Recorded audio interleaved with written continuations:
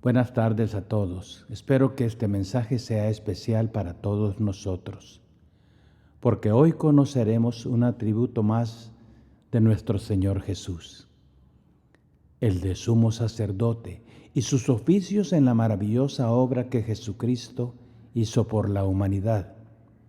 Por 2 semanas ya hemos estudiado 2 temas importantes, ambos sacados de Hebreos capítulo 4. Y hoy no será diferente. Terminaremos los últimos versículos de este increíble capítulo de la carta a los Hebreos, los versículos 14 al 16. Espero poder explicar esta enseñanza tan importante para todos nosotros, los que anhelamos vivir en el Espíritu y dejar de seguir a Jesús con la fuerza de nuestra carne de una vez por todas. Veamos lo que dice este pasaje. Por tanto, teniendo un gran sumo sacerdote que traspasó los cielos, Jesús, el Hijo de Dios, retengamos nuestra profesión, porque no tenemos un sumo sacerdote que no pueda compadecerse de nuestras debilidades, sino uno que fue tentado en todo según nuestra semejanza, pero sin pecado. Acerquémonos, pues, confiadamente al trono de gracia, para alcanzar misericordia y hallar gracia para el oportuno socorro. No olvidemos que el autor de esta carta está escribiendo a judíos cristianos. Él está a punto de explicar el sacerdocio de Cristo, en especial cómo su sacerdocio provee para nuestras necesidades. Y él comienza diciendo, por tanto, teniendo un gran sumo sacerdote que traspasó los cielos, Jesús el Hijo de Dios, retengamos nuestra profesión. ¿Qué significa esto para ti y para mí? Un gran sumo sacerdote que traspasó los cielos. ¿Sabes quién era un sumo sacerdote? Primero veamos la parte que dice que es un sumo sacerdote que traspasó los cielos. En realidad es una forma sencilla de decir que Cristo, quien falleciera en la cruz, ha ascendido a los cielos pocos días después de ser sepultado. Él no permanece bajo tierra como todos los seres humanos que fallecen, pues Él ha resucitado y ha sido levantado a los cielos. ¿Y por qué es esto importante? Esto solo es obvio para los que son judíos. El servicio del sumo sacerdote es entendido totalmente por un judío, pero nosotros necesitamos entender esto ahora. Es importante porque se trata no de un sumo sacerdote, sino del gran sumo sacerdote. El sumo sacerdote era el personaje principal judío en su adoración a Dios. Todos los sumos sacerdotes actuaban como mediadores entre Dios y el pueblo de Israel.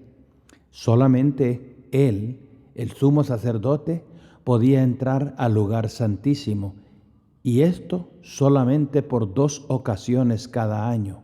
La primera vez para ofrecer sacrificios por sus pecados personales, y la segunda por los pecados del pueblo. Él debía rociar la sangre sobre el propiciatorio. Su trabajo era ir ante Dios en lugar del pueblo, a favor del pueblo. Los judíos entienden esto claramente, pero nosotros no tanto. Dicho en palabras comunes de nuestro español, el autor simplemente está diciendo, Cristo ahora está tomando el control. Él es ahora el sumo sacerdote, no un sumo sacerdote más, el sumo sacerdote. Él ni siquiera es de la tribu de Leví como todos los demás que siguieron el ejemplo de Aarón, el hermano de Moisés. Hebreos está diciéndole a los judíos que el sistema anterior del sacerdocio judío según Aarón es ahora obsoleto. Este sacerdocio será bajo el orden de Melquisedec. El sacerdocio de los sacerdotes judíos es obsoleto, finalizado, porque el sacerdocio de Jesucristo ha llegado y es mucho mejor. Ahora este sumo sacerdote, Jesús, A diferencia de los sacerdotes antes de Leví, no está entrando al templo para rociar la sangre inocente de un cordero sin mancha. No, Él está literalmente entrando al verdadero templo de Dios, el celestial, no hecho de manos y que está en los cielos. La sangre que Jesús ofreció no pertenece a ningún animal inocente, sino que Él lleva su propia sangre para ofrecer al Padre por los pecados del pueblo. Los judíos entienden claramente que es necesario llegar a Dios a través de un mediador, a través de un sumo sacerdote. Siempre lo han hecho así. Lo maravilloso de esta presentación del Viejo Testamento es que ahora, y por una sola vez y para siempre, Jesús se presenta al Padre a favor de todos nosotros como el sacrificio por el pecado. Jesús fue sacrificio y sacerdote en un solo momento. El judío convertido ahora puede comprender que Cristo es ese mediador que nos llevará a Dios de aquí en adelante. Esto mismo lo hace notar el apóstol Pablo cuando escribe a Timoteo: porque hay un solo Dios y un solo mediador entre Dios y los hombres, Jesucristo hombre. ¿Cuántos mediadores hay según Pablo? Uno, un Dios y un mediador. Esto significa que si tengo algún asunto que resolver con Dios, solo hay una forma de llegar: a través del único mediador, Jesucristo hombre. No necesito buscar a ningún ser humano para que se presente en mi nombre al trono de Dios. Esto lo debes recordar siempre. Es fundamental. No hay necesidad de la intervención de ningún ser humano para resolver mis asuntos con Dios. Recuerda que Jesucristo es 100% Dios, pero al mismo tiempo es 100% humano. Y esto es lo más increíble de este asunto. Continúa escribiendo el autor de la carta a los Hebreos: retengamos nuestra profesión. ¿Cuál profesión? Retengamos nuestra profesión de fe. Sería una traducción más accesible y de hecho otras traducciones han cambiado profesión por confesión. Retengamos pues nuestra confesión. Retengamos es lo opuesto a dejar ir, lo opuesto a liberar algo. Es aferrarse a nuestra fe. Pero es algo más que la simple confesión de los labios. Es agarrarse con fuerza a la obra completa de Cristo en la cruz. Nos llama a retener fuertemente esta fe en Cristo. Mi mamá acostumbraba a decirnos: hijitos, agárrense de Cristo. Porque fe es todo lo que necesitamos. Fe es la clave de todo. De hecho, veamos una pregunta interesante que Jesús hizo. Cuando el Hijo del Hombre regrese, ¿encontrará fe en la tierra? Básicamente es como si estuviera diciéndonos: cuando yo regrese me pregunto ¿qué encontraré? ¿Qué es lo que Cristo busca más que otra cosa? Fe. Él anda buscando personas que tienen fe, que confían en lo que Él hizo en la cruz. Nosotros tratamos de darle brillo a nuestras vidas creyendo que de alguna forma lo vamos a impresionar con nuestras acciones.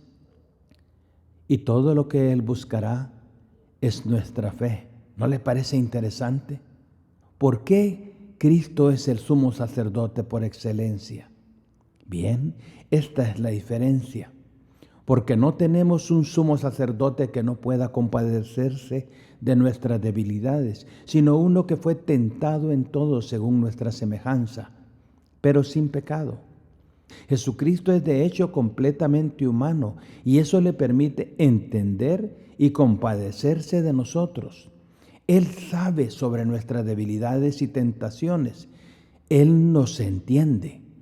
Él fue tentado en todo, pero sin pecado.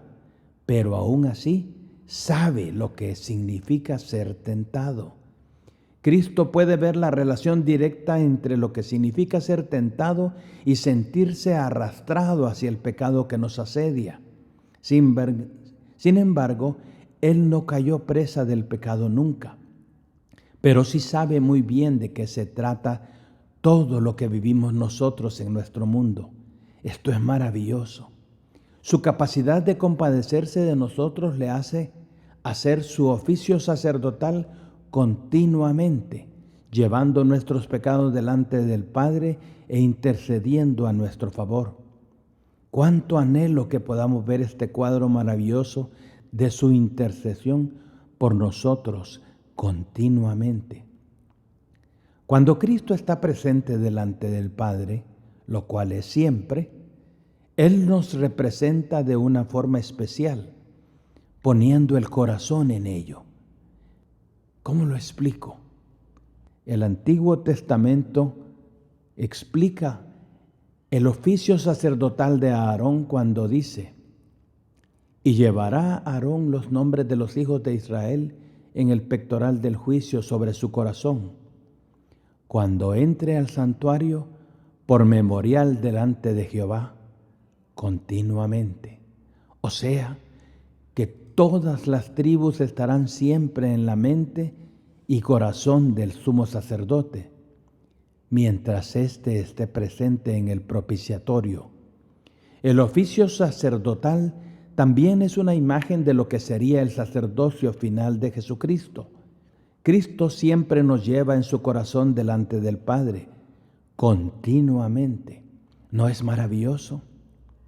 Jesús te lleva a ti delante del trono de Dios. Es el oficio intercesor por nosotros, explicando al Padre por qué es que fallamos continuamente y por qué caemos estrepitosa y repetidamente. ¿Alguna vez has pensado que Cristo está platicando con el Padre acerca de ti? Dado que los judíos entienden este cuadro especial de intercesión y mediación, el capítulo concluye con estas palabras: acerquémonos, pues, confiadamente al trono de gracia para alcanzar misericordia y hallar gracia para el oportuno socorro. Si nada vuelves a recordar de este estudio, al menos llévate este versículo en tu corazón. Es fundamental que podamos entender completamente, sabiendo que Él, nuestro sumo sacerdote, comparte y entiende nuestra humanidad, sabiendo que Él está delante del Padre intercediendo y mediando por nosotros. Se nos dice ahora que nos acerquemos confiadamente al trono de gracia. Escucha bien cómo lo llaman: el trono de la gracia. ¿Te sientes confiado para ir al trono de Dios? Nos dice que nos acerquemos con confianza. ¿Por qué? Porque Cristo lo hizo todo en la cruz. No podemos confiar en la carne si hemos de hacer esto correctamente. No se trata de confiar en la persona que ahora somos desde que nos hicimos cristianos. No pienses: esta semana me ha ido bien.